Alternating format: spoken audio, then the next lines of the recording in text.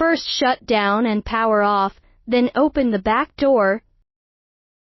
Use an Allen wrench to remove the screws.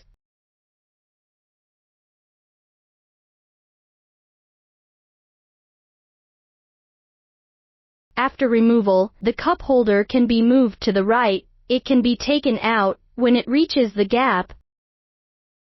When the bracket is removed, first check if there is a gasket in this position. If not, it will need to be installed with gasket. First, remove the 4 screws with the Allen wrench. After remove, the slider can be taken off. Then add a spacer between the slider and the cup holder and fix 4 screws.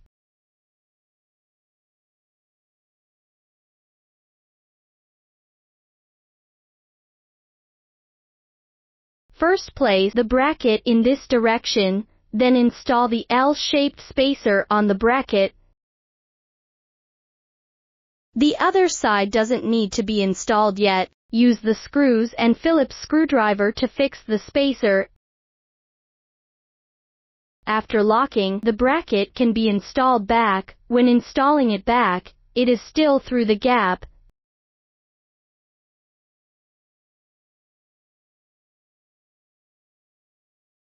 Then put the pulley in the track.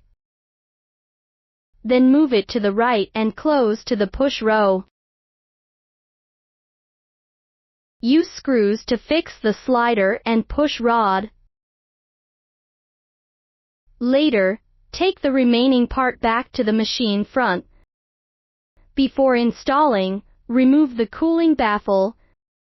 Then use the cross screw to fix the L-shaped spacer. Tighten the screws in first by hand.